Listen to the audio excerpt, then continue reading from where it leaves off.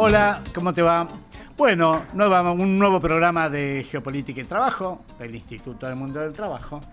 Siempre con Rubén Cortina, mi amigo y compañero de toda la vida. Hola, Rubén. ¿Qué tal, Pepe? ¿Cómo andamos? ¿Todo bien? Hoy tenemos un programa sobre la India. Es un programa para hablar y aprender al mismo tiempo que hablamos. Sí. Fundamentalmente. La India es tan misteriosa, tan misteriosa. Yo he tenido la posibilidad de estar, nunca estás en toda la India, es imposible. Claro. Hay algunos claro. países que no puedes estar en todos esos países. Claro. En la India es muy difícil, pero no cabe duda que ningún país es la capital, pero claro, en este caso es menos todavía. Menos todavía. Y bueno, es un jugador, hoy es un jugador fundamental. El cuarto pasajero, claro, le decimos. Le pusimos el cuarto pasajero porque es un jugador que juega un rol fundamental en el nuevo escenario geopolítico. Quisimos hacer este programa porque justamente se está hablando mucho del nuevo orden mundial y del nuevo escenario político y se habla mucho de los tres que aparecen en primera plana todo el tiempo.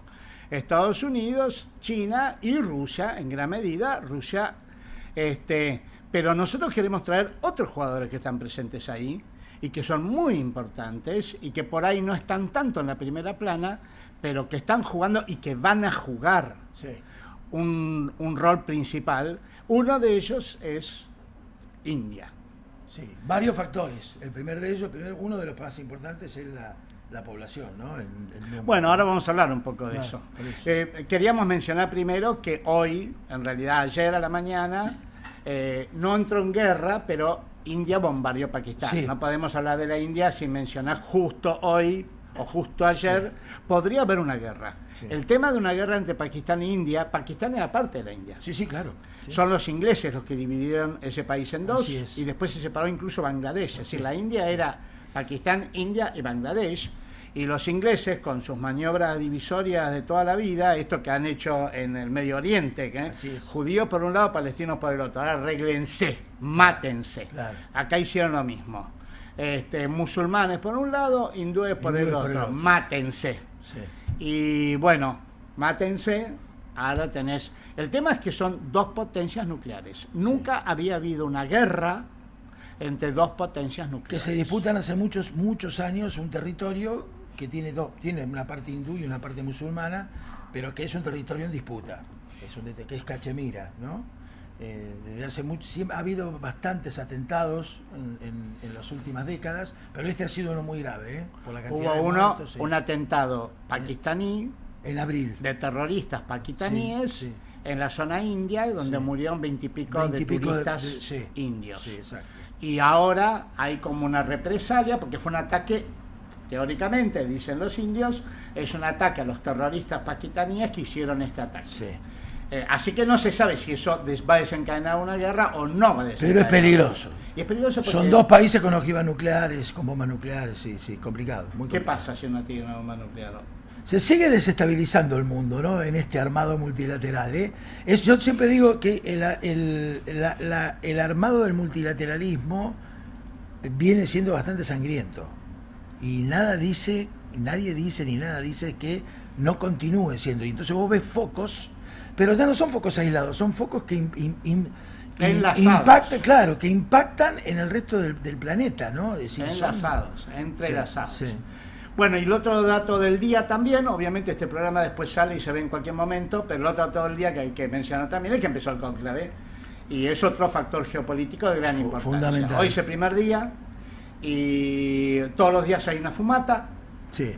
Si la fumata es negra... Hace mucho que no hay fumata blanca en el primer día del cónclave, muchísimo. Bueno, todavía hubo fumata de hoy, así que está la humanidad creyente entera y muchos no creyentes mirando a la chimenea a ver si hay novedades. Pero bueno, esas son las dos noticias. No, un poco tirar, como hacemos siempre, 4 grandes temas. El primero son números, población, economía. El segundo es un poco hablar de la cultura. El tercero de la independencia. Y el cuarto de los BRICS, principalmente, y de la estrategia, de la geopolítica estratégica de la India. Entonces, números. El primer dato de la India, obviamente, todos lo saben y todas lo saben, aunque no siempre Lo sabés, pero no lo tenés en cuenta. Es la población. China y la India se disputan, todos los días se disputan quién tiene más, ¿no? Las Naciones Unidas dice que hoy por hoy China tiene unos decenios de millones más que la India. Hay otros datos que te dicen... Sí, yo tenía otra información, pensé que tenía algo más la India. Porque no se puede. Sí, está bien. En 1.000 millones... Sí, no, imposible. No se puede. No sabes cuántos argentinos hay, le roban por 1 millón. Claro. ¿Te acordás? En el claro, censo. En el censo, que sí. van casa por casa, imagínate en la India. No, claro, bueno. Imposible. Entonces, no importa, están empatados. Los dos tienen 1.450 millones de habitantes. 1.450. Hagan números, porque uno dice 1.450 y la Argentina tiene 45. Es decir, ni con un cero lo alcanzas. Claro. Ni con un cero lo alcanzas. Y decime si te haga lo mismo pagar 1.000 pesos que 10.000 pesos, un taxi o un alfajor. Sí, claro. No da lo mismo. Entonces, 1.450 millones de habitantes. Entre los dos, 3.000 millones de habitantes. Entre los dos son 1/3 de la humanidad. Claro. El tercer país más habitado está a siglos luz, tiene 3%. Es decir, estos tienen 17% China, 17% India y el tercero tiene 3%. Necesitas 20 países de mucha población para alcanzarlos lo que tienen a estos. dos, Es decir, claro. estos monopolizan la población mundial. Esta es la importancia del número. Porque la importancia del número es si fueran accionistas, si el mundo fuera una sociedad anónima, ellos manejarían el mundo. Sí, y agrego una palabrita, mercado. Y, bueno, ahora vamos. Después lo vamos a ver. Mercado es no pobreza. Crecimiento económico genera mercado. Claro. Así que ese creo que es el primerísimo dato. El segundo dato, Daniel, poneme la número 2, la imagen número 2, por favor. Ahí está, mira. No, la anterior. Esa, perfecto. Eso, Rubén, que está ahí en pantalla, que está viendo la gente, eso es en naranja China y en azul Estados Unidos. No, India en naranja. India. En naranja India y en azul Estados Unidos. En porcentaje de economía. Es decir, en 1990 India era el 18% de la economía norteamericana. Mirá cómo fue subiendo. En el 2000 ya era el 22, en el 2010 ya era el 35, en el 2023, que es el último dato, datos del Banco Mundial. No invento, no nada, oficial. En el último dato que tiene el Banco Mundial, que es el 2023, 53%. Empezó siendo el 15% de Estados Unidos hace 20 años y hoy es la mitad. La mitad. China tiene un caso parecido. China fue más rápido, porque China hoy ya superó a Estados Unidos en PBI. Claro. PBI. Sí, es decir, que China anduvo mejor que la India. Pero igual, mira, podés verlo al revés. Estados Unidos antes se llevaba 4 de las 5 porciones de pizza y hoy se lleva 2 nada más. Hoy se lleva la mitad. La mitad. Esto es pérdida, es ganancia para un lado, pérdida para el otro. Es muy esquemático porque hay un crecimiento también. Sí, claro. Pero este es dato fundamental. Y esto que hoy es así, va a seguir aumentando así. Es decir, se sabe que China va a superar a Estados Unidos alrededor del año 2050. Ya se sabe. Poco más, poco menos, pero ya se sabe. Ahí está el siguiente gráfico, que lo está poniendo Daniel en este momento, es justamente eso, las primeras 10 economías del mundo. Si ustedes la ven, van a ver que China era la número 10 en 1991, ese cuadrito que está ahí en naranjita, ahí abajo, la columna de la izquierda, la de la izquierda son los 1991. La columna de la derecha es ahora, 2024. Mirá China, que estaba décima en el mundo en el 2021, está tercera. Sí. Pensá entonces los que quedaron debajo de China. India está tercera. India. Pucha, siempre me equivoco. Pensá que te van a acusar de chinófilo. Sí, pensá los que quedaron debajo. Quedó debajo Reino Unido, quedó debajo Italia, quedó debajo Francia. Alemania. Sí. Impresionante. Sí. Reino Unido, mirá lo que cayó. Reino Unido en 1991 era el cuarto. Hoy es el 10º. Este es el cambio mundial. Y mirá los que subieron, mirá Indonesia, no estamos hablando de eso, pero Indonesia que estaba 14, hoy está octava, ya pasó al Reino Unido y a Francia, Indonesia. Y seguimos pensando que Francia es importante, pero Indonesia es más importante.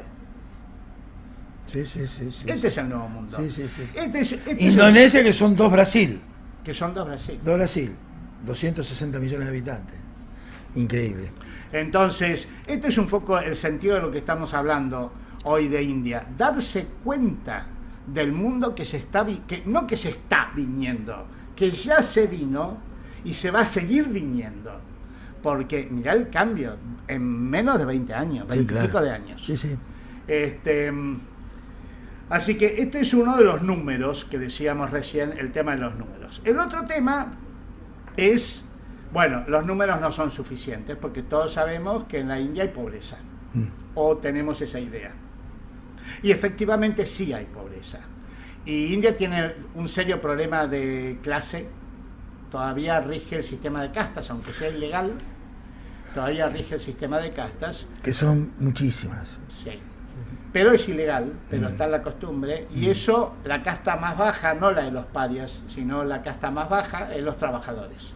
Por lo tanto, ahí hay una explotación de los trabajadores extrema, más grave que en otros países del mundo, por el tema de casta, porque no puedes subir, porque si no te casás con una persona de castas más altas, quedás en la casta trabajadora, y en la casta trabajadora tenés menos oportunidades.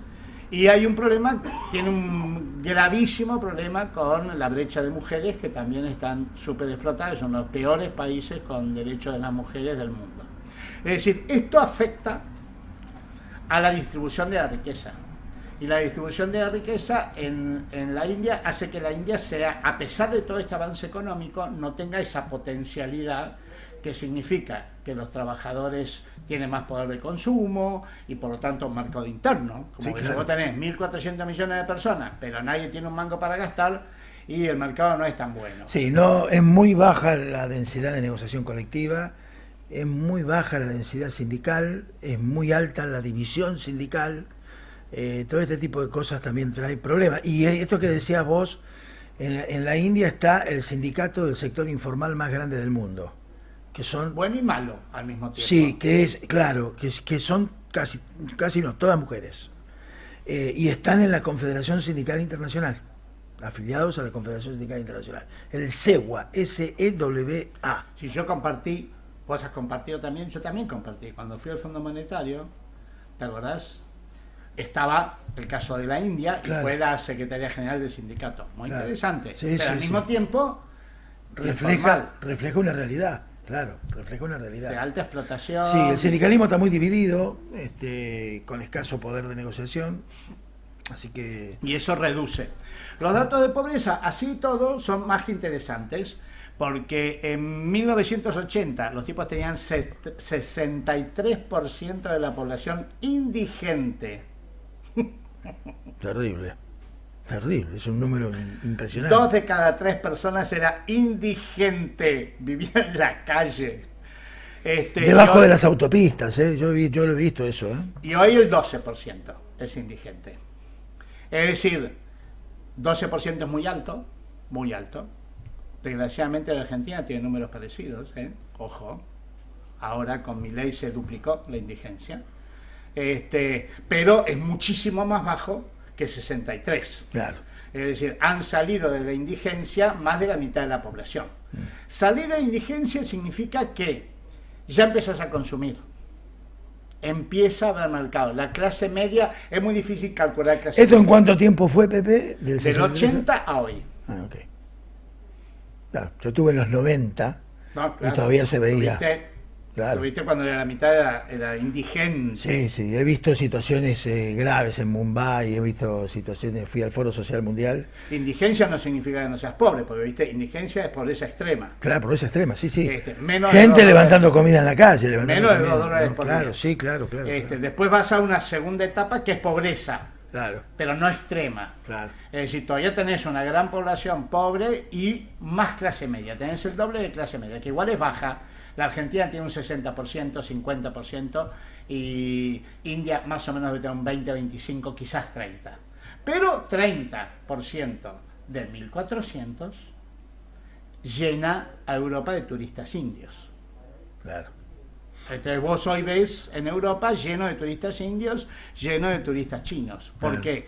Y porque aunque la clase media no sea absolutamente gigante, Claro. son millones y millones. Claro, en los últimos 30 años China produjo 400 millones de personas en clase media. Claro. La clase media consume, los 400 contenedores... millones de personas son 2 Brasiles enteros, Claro, como si toda la población claro, de Brasil claro. viajara a Europa. Claro, y además tienen pautas culturales de consumo que antes no tenían. Claro. Es decir, los contenedores salían de China llenos y volvían vacíos, hoy salen llenos y vuelven llenos. Claro. La gente consume educación, cultura, artefactos, motos, cine, claro. Claro. Deporte. Y lo mismo pasa con la India. Lo mismo pasa con la India. Un poquito menos, Por ahí un poco pero menos. hay que tener en cuenta. El otro que problema que tiene también la India, que tiene la cantidad de población parecida o casi parecida a la de China, pero en un territorio mucho más comprimido, ¿no?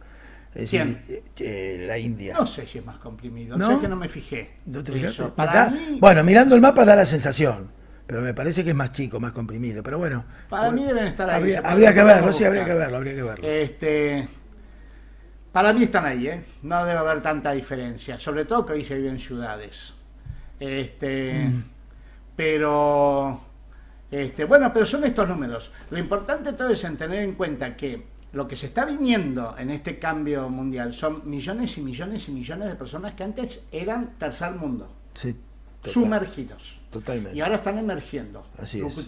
Y esto acompañado de Indonesia, acompañado de Bangladesh, acompañado de Corea, acompañado de Taiwán, acompañado Vietnam. de Filipinas, Vietnam, Tailandia, todos están subiendo, Claro, todos, claro. los árabes, Sí. todos están subiendo. Entonces, esto es una fuerza que está cambiando el mundo, Sí. y que está cambiando culturalmente y económicamente, y que es lo que queremos señalar cuando hablamos de mundo multipolar, multisectorial, multicentro, Claro. multilateral, múltiple. Ya no es solo Occidente, Claro. el mundo. ¿Viste? Antes se decía, el mundo dice. Bueno, hoy el mundo, lo que antes se decía mundo, que era Europa y Estados Unidos, ya es bastante más grande. Es más amplio, sí, señor. Y bueno, así que ese es un poco el primer enfoque, números, ¿no? El segundo enfoque que nos pareció interesante tocar es el tema de la cultura. India tiene, primero que todo, algo que también se aplica a la mayoría de las culturas asiáticas. Tiene culturas milenarias, Así es. que todos y todas lo sabemos, porque la cultura india, desde Ravi Shankar hasta los Beatles, los hippies, es decir, conocemos bastante más de la cultura india que la cultura china, o incluso que la cultura coreana. Los hippies tomaron mucho de la cultura india, y creo que en gran medida también por los Beatles. Bueno, sí conocemos un poco de esa cultura milenaria.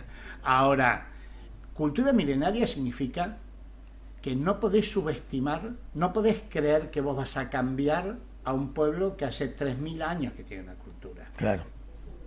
Y esto se aplica a la India, pero también se aplica a China, a Corea, a Vietnam, a Indonesia, y que comercian entre ellos, porque esto creo que es lo más importante desde el punto de vista geopolítico. Los conflictos entre ellos son antiguos también, pero el comercio es antiquísimo. Muy antiguo. Antiquísimo. Entonces, no es que va a venir Checoslovaquia y le va a decir, bueno, a partir de ahora ustedes van a comerciar así. Lo miran al checo y le dicen, nosotros hace 3000 años que estamos comerciando. Nos conocemos, somos amigos. Claro. Sí, a veces nos puteamos, Sí. pero somos amigos. Sí. Entonces, esto es la importancia de la cultura milenaria, ¿no? Tiene textos, así como la Biblia, tiene textos muy antiguos, los Vedas, te los leo para no equivocarme, el Mahabharata, lo que incluye la Gita, el Ashtadhyayi, el budismo, el hinduismo, son El budismo es una religión atea.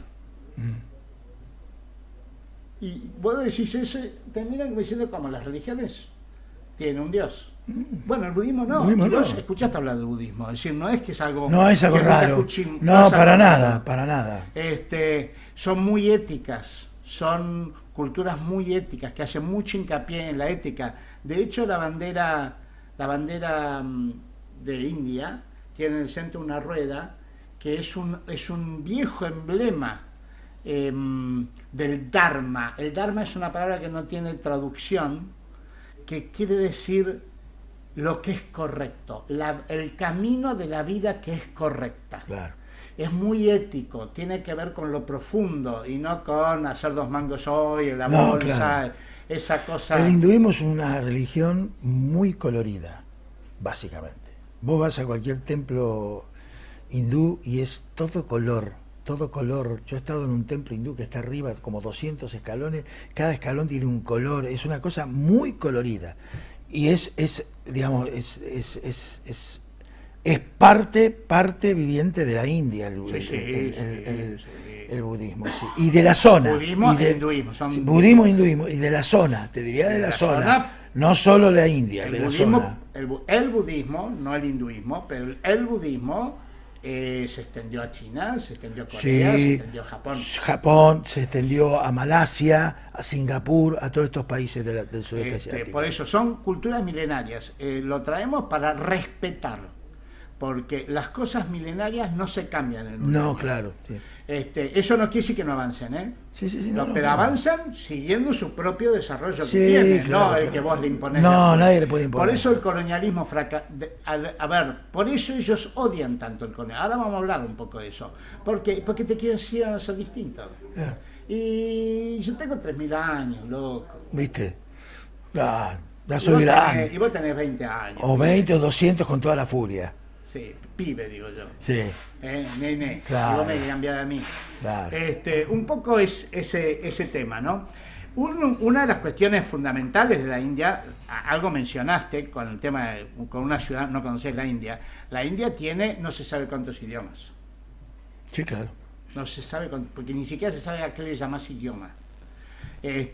Tiene por constitución como 30 idiomas oficiales, 20 y pico de idiomas oficiales. Pero además tiene cualquier cantidad de idiomas no oficiales. El inglés es un idioma oficial. Mucha gente habla inglés, sí, claro. sobre todo las clases medias y altas. Sí, claro. Porque fueron colonias. Sí, fueron colonia inglesa. Español. Sí, claro.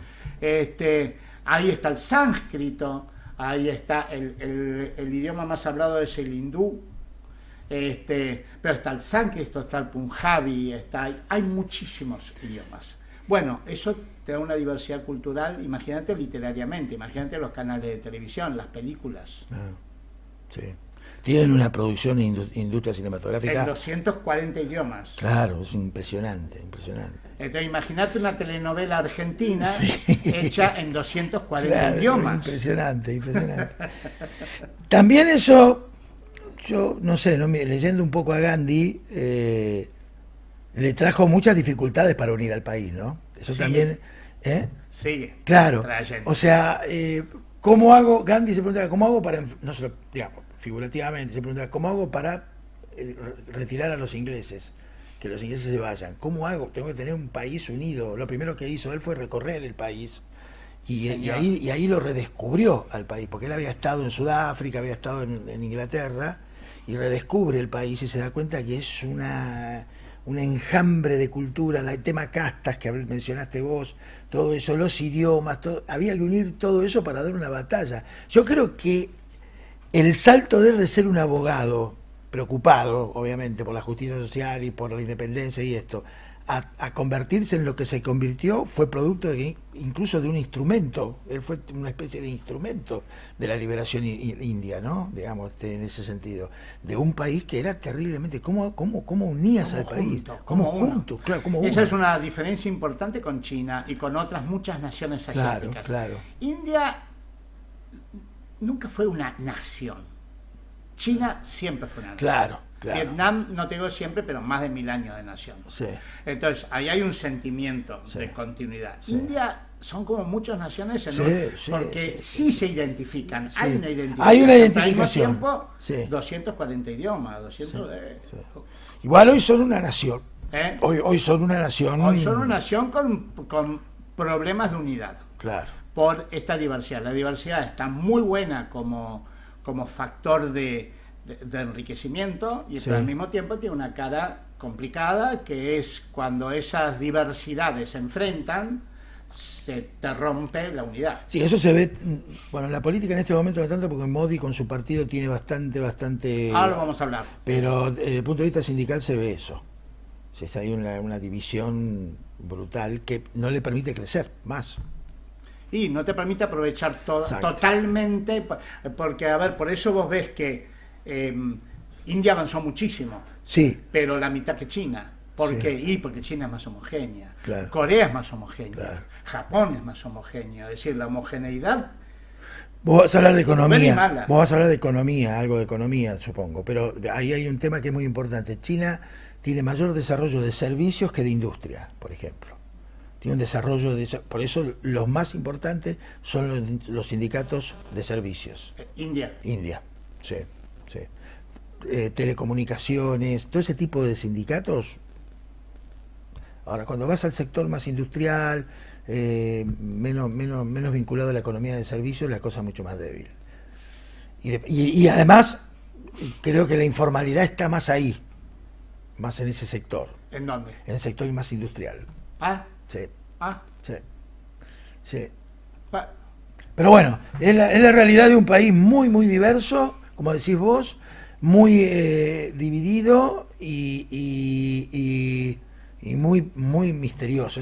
Bueno, es un... Sí, de toda esta cultura milenaria, que estaba leyendo un poco los apuntes que había tomado, de toda esta cultura milenaria india viene la idea de meditación, Sí, claro. la idea de karma, Sí, la idea del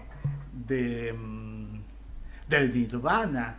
Hay una banda occidental sí. que se llama Nirvana, sí, sí, sí. Viene la idea de la liberación del sufrimiento. El budismo tiene mucho que ver con liberarse del sufrimiento. Es decir, son cosas muy profundas. Por eso tanta gente ha tomado también esas herramientas, porque son herramientas de siglos, ¿no? Y tenemos que mencionar la filosofía de la no violencia en la cultura hindú, que principalmente instalada en la independencia por Gandhi. Por Gandhi. Esto no significa que no haya habido violencia, Sí, claro. pero ahí hay una cultura de la no violencia Sí, sí. fuertísima. Fuertísima. Gandhi es el gran... Y Gandhi y Nehru, ¿no? Sí. O Nehru. Sí. Bueno, así que un poco esto, teniendo en cuenta que parte de la cultura también es lo que ya hablamos sobre las castas y sobre la posición de la mujer, bueno, cultura compleja, pero a mí me gusta señalar esto, son milenarias, es decir, no subestime, no es que va a llegar una persona ahí y les va a enseñar a los indios y a las indias cómo deben vivir. Claro. Eso tan occidental, ¿no? Sí, sí, claro. De que sí. llegás y yo te enseño. Sí, sí, sí, ya sí. déjame a mí que... Nosotros le vamos a enseñar cómo se es democrático. Claro. ¿Cómo es la democracia? A ver, nosotros le vamos a Claro, enseñar cómo es la no, democracia. Claro. Se gana, Y vos vivís en un país que vota el 35% o 40% de la población. Claro. una especie de colonialismo Claro. mental. Claro, ¿no? claro, claro. Bueno, ahí habíamos puesto de imagen, había traído una imagen acaso de esta cosa, el libro de la Gita, Daniel, ese que está ahí. Sí. Es uno de los grandes libros que tienen ellos, pero bueno. ¿Te das cuenta de lo que yo dije del colorido, no? Mirá. Sí. Es muy colorido, es muy colorido. Tienen varias Biblias, se podría decir. Sí, y estos son algunas que mencionamos. Sí, sí, sí. Tienen como 10 textos de estos antiquísimos, sagrados, uno podría decir, de enseñanzas morales y de enseñanzas éticas. Entonces es muy importante tener en cuenta esto y no creer que son culturas o países accidentales, que hoy están, hoy mañana no están. No. Hace mucho que están en la vía y por lo tanto no es tan fácil descarrilar. No, claro que no. El cuarto tema, que ahí que es la imagen 4, 5, Daniel, es un poco el tema de la independencia. Algo que nosotros le damos mucha importancia. Ahí pusimos no fue solo Gandhi el líder, hay varios líderes, pero bueno, de algún modo Gandhi simboliza en gran medida la independencia. Sí, el Partido del Congreso, que es el partido histórico, no se funda con Gandhi, es previo a Gandhi. Así es. El partido que luchaba por la independencia. Venía luchando por la independencia. Venía luchando por la independencia desde los años 20 y lo llevan a Gandhi a hacerse del partido desde el punto de vista del apoyo espiritual y el apoyo que significaba él filosóficamente para la liberación de la India, ¿no? El tipo tuvo mucho prestigio. El que era el mayor cuadro que tuvo el partido era Nehru, sí, que fue el primer ministro de la India, sí, liberada, ¿no? Así es. Jawaharlal Nehru. Intelectualmente Nehru, moralmente Gandhi. Claro, claro. Fue una colonia inglesa, no hay que olvidar. India fue una colonia del Imperio Británico que invadió la India y odian a India, odian a Inglaterra, Sí. Como la mayoría de los países que han sido colonia. Es sí. decir, y como decís vos, en los intentos de unificación a partir de la problemática religiosa entre musulmanes y cristianos y hindúes, por más que los cristianos eran minoría, eso fue aprovechado por Inglaterra para dejar dividido Pakistán, Bangladesh, para que se peleen entre ellos, para armar guerra, para no perder poder, porque como ellos siguieron el líder de la resistencia del costado musulmán es después el primer ministro de Pakistán.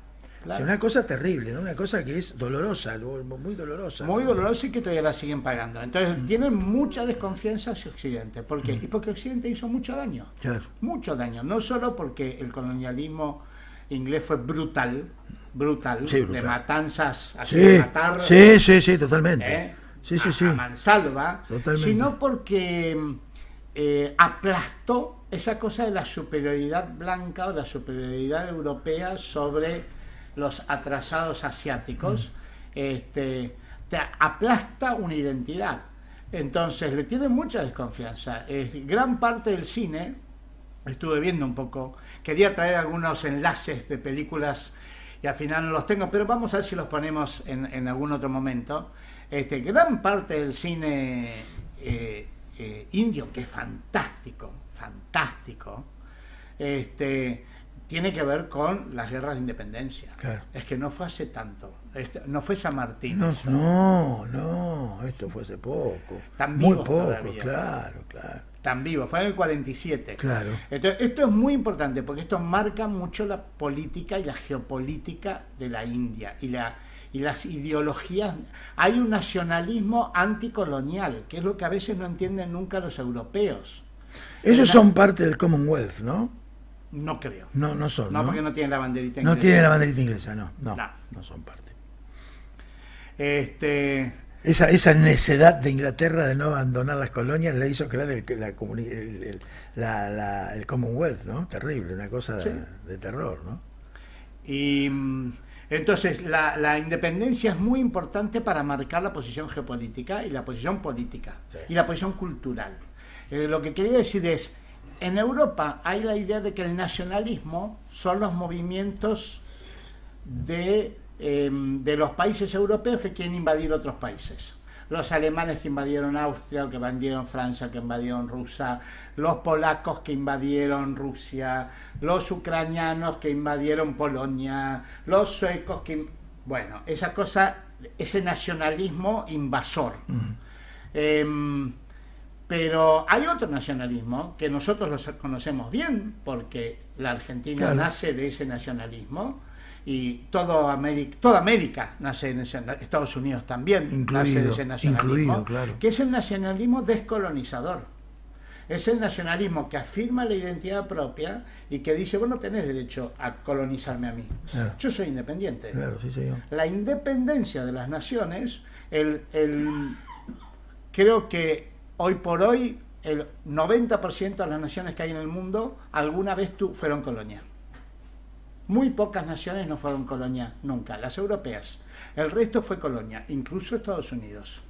ese nacionalismo de identidad, que es el que tiene en India, a veces no es entendido en Europa. Como ellos no lucharon nunca por la independencia, claro, porque ellos eran monarquías, imperios, claro, que después dominaron el mundo, no logran entender lo que es este nacionalismo que está en la India, pero que también está en la Argentina. Sí. Y a veces es considerado de derecha por el solo hecho de ser nacionalista.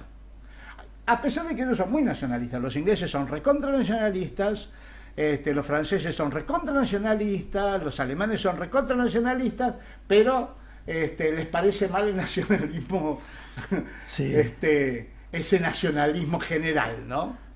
Y bueno, quiere decir que el anticolonialismo marcó mucho a la India y tiene mucho que ver con su posición geopolítica. India, ahora vamos a hablar un poco de la geopolítica de la India, pero India oscila, ¿no? India tiene problemas con Rusia, con China, tiene problemas con Pakistán, y oscila. Tiene una... Están los BRICS, vamos por partes. Están los BRICS. Es el dato. No, hay que ver que los BRICS no es una cosa uniforme ni homogénea, es una cosa que se caracteriza por 3 o 4 puntos, el resto, cada país tiene su impronta. Ellos tienen una relación básicamente militar BRICS, con Rusia, Rusia, sí, India, China, Sudáfrica. Ellos tienen, claro, ellos tienen una relación. Ahora hay 10 más. Incluso desde el punto de vista religioso son distintos. Desde el punto de vista religioso son distintos. Claro. Sí, Rusia es ortodoxa, sí, claro, qué sé yo, son cosas totalmente distintas. Ahora, la India tiene una relación con Rusia básicamente de militar, digamos, de provisión de material militar. Tiene una relación ambivalente con China, ¿no? Pero es su primer socio comercial. Su primer socio comercial. Tiene una relación también ambivalente con Estados Unidos, porque para Estados Unidos, India es su mejor representante en el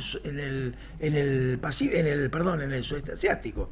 Es decir, su principal, digamos, socio es Estados Unidos. Tiene una historia también democrática común, porque los derechos humanos que todo el mundo se lo atribuye a Eleanor Roosevelt, sí, la esposa de Franklin Delano Roosevelt, no es de Eleanor Roosevelt sola, claro, es de Eleanor Roosevelt y una india, que ahora no me acuerdo su nombre, que las dos hacen la Declaración Universal de los Derechos Humanos, más la que pone hombre y mujer es la India, porque sí, en el proyecto original de Eleanor Roosevelt se decía hombre. Me parece que la esposa de Roosevelt la invitó a Estados Unidos a ella. Claro, porque ella... Esa es la historia, me parece, de ahí viene, ¿no? Entonces hay una historia... Ella quería conocerla, creo que la esposa de Roosevelt quería conocerla y la invitó a ir. Sí, me parece que la historia viene por ahí. Estamos hablando de un año después de la independencia de la India. Claro, claro. Así que hay una historia con Estados Unidos. Estados Unidos tiene una historia diferente frente al colonialismo del que tuvo Europa. Europa siempre fue más cruel en ese sentido. Estados Unidos promovió, en cierto modo, la independencia de las colonias. A veces se arrepintió, porque promovió la independencia de Vietnam y después... Le salió mal, y entonces fueron a tratar de afianzar la dependencia, claro, de Vietnam. Claro. Pero Estados Unidos nunca tuvo colonias formales, tiene neocolonias, claro, ¿no? Colonias financieras, claro.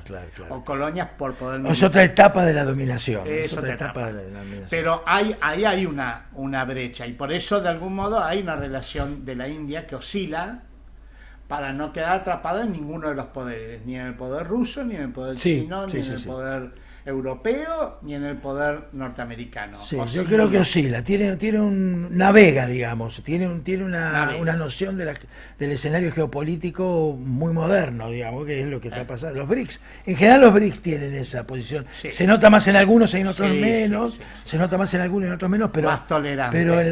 Pero en la India se nota muy bien esa cosa de decir, con este no me peleo, con este trato de pelearme menos, con este no me peleo. Es decir, en general hay una mirada. A Modi hay muchos analistas políticos que lo tildan de nacionalista. Ahora vamos a hablar un poco de Modi. Vamos a seguir con esto. Dale. Sí, porque hay un tema también. Si vos ves en la lectura occidental, en general de los grandes diarios europeos o norteamericanos, hay toda una esperanza de poder manejar a China, a India, de poder manejar a India, de usarla a la India para evitar que hoy el gran cuco es China, antes era Rusia, no importa, no cambia. Como para seguir manejando el mundo. Usamos a los indios que están peleados con los chinos y de ese modo seguimos manejando el mundo nosotros. Sí, señor. Eso es cierto y no es cierto. Tiene una parte de verdad y una parte de mentira. La parte de verdad es que efectivamente este mundo que está emergiendo es diferente y tiene contradicciones. Lo que mencionábamos recién. Claro, claro. Pero por el otro lado, a ver, la India va a ser el país número 2 del mundo en 20 años. Claro. Más bien va a ser al revés. Los indios te van a manejar a vos, no vos a los indios. Claro. Es decir, si vos querés optar, la opción no es China o Estados Unidos, la opción es China o India. Si ¿a quién querés parecerte? Claro. Sería en esa pregunta dual. ¿A quién querés parecerte? ¿A los indios o a los chinos? Claro. Esa es la verdadera, lo que viene del mundo. Sí, desde una perspectiva de América Latina menos fragmentada de lo que está hoy, obviamente, ¿no? Para jugar un rol en ese mundo multipolar. En realidad el mundo, digamos, no sé cuál es la relación económica entre India y Argentina, entre la India y América Latina. No, yo conozco la de China, obviamente. Hoy India es más importante en compras que China. Mirá. Sí. Nosotros le vendemos la soja principalmente a India. Mirá vos, es un dato importante. Mucho a China también. Un dato central. Sí. Es un socio de primera magnitud India para la Argentina. Sí.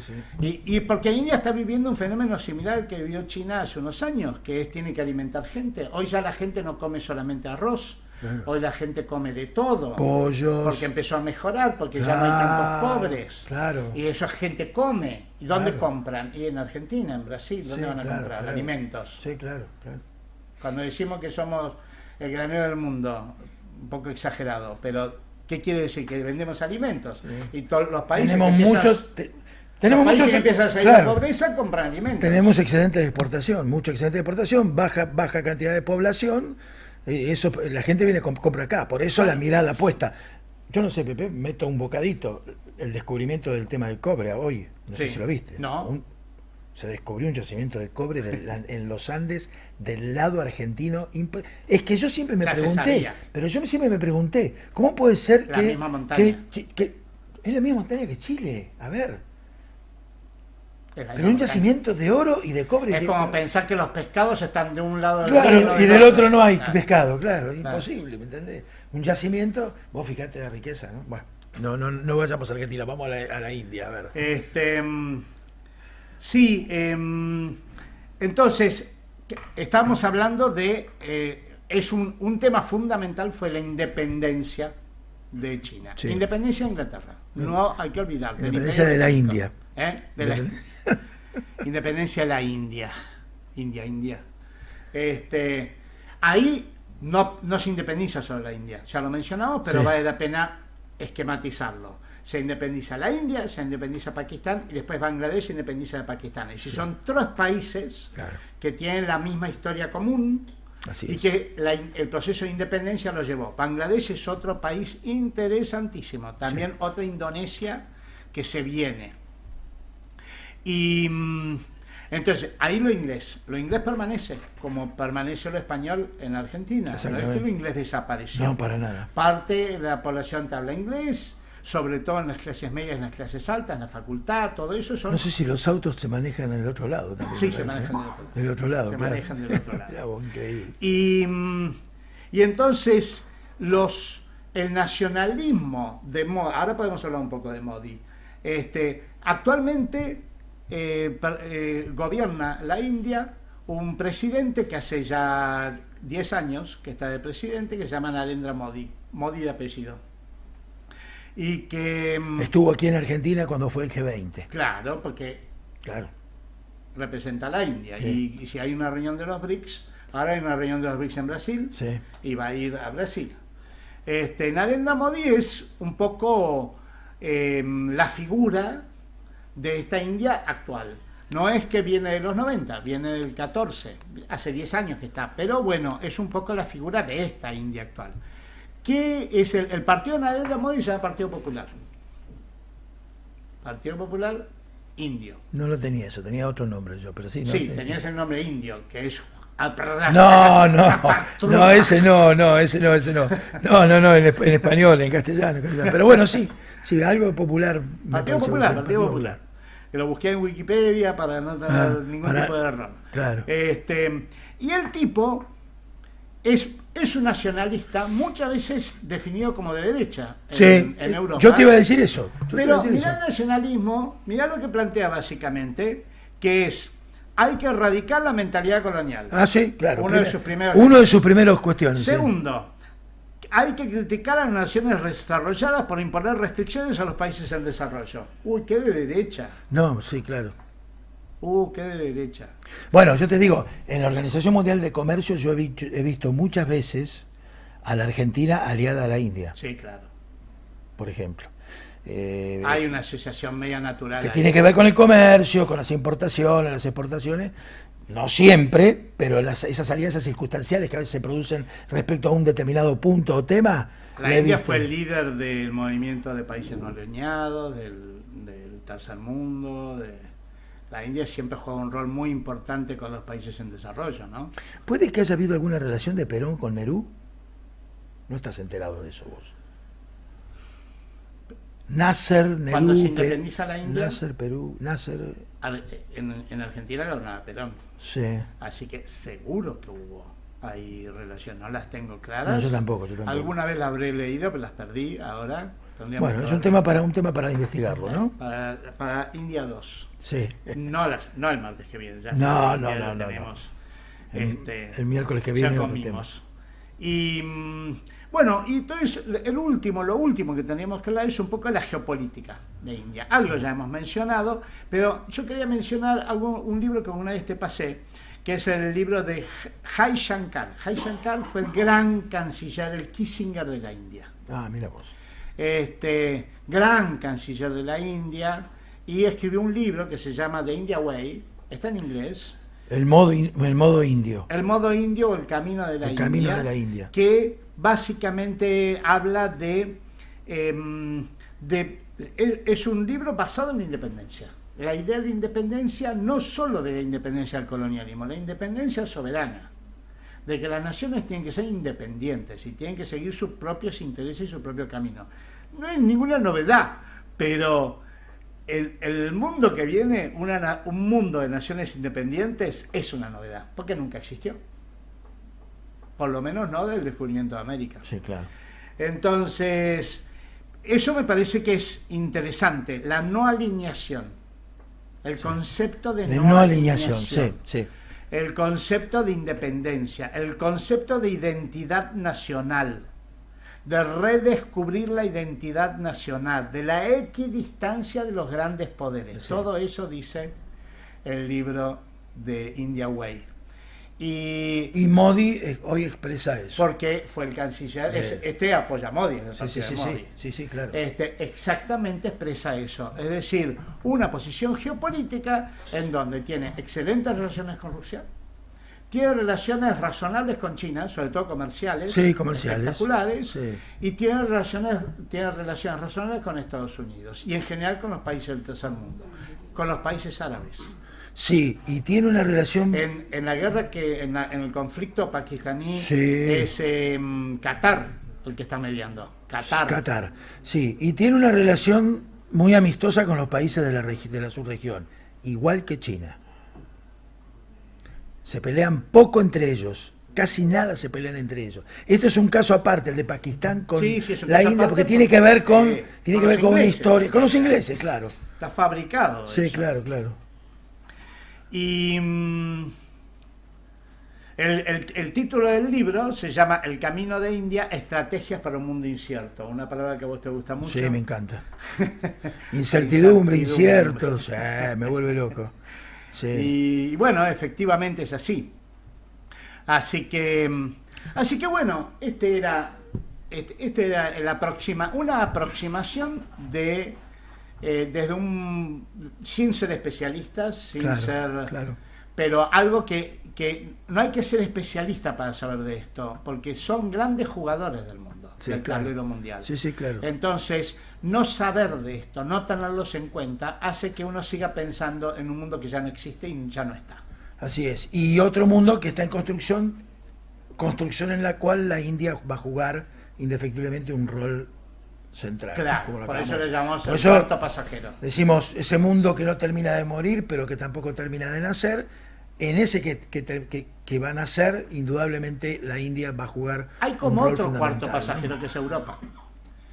Europa es como un pasajero que está dejando de ser pasajero, y la India como uno que no era pasajero y que está empezando a ser pasajero. India y Europa están como ahí disputando este lugarcito. Bueno, así que terminamos esta aproximación y nos vemos la semana que viene con un tema nuevo. Mañana tenemos el programa en YouTube. Daniel Martín, como siempre, muchísimas gracias. Gracias, Daniel. Pepe, nos vemos. Nos vemos.